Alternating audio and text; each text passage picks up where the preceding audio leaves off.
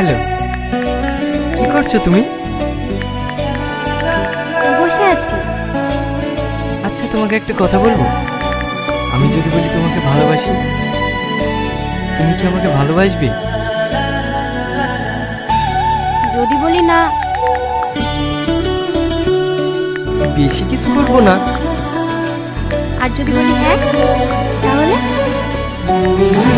আমার তরফ থেকেও হ্যাঁ। I love you. I love you two.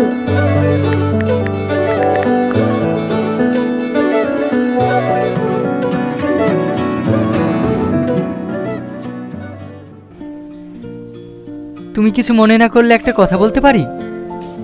হ্যাঁ বলো। তুমি আমাকে বিয়ে করবে? এখন?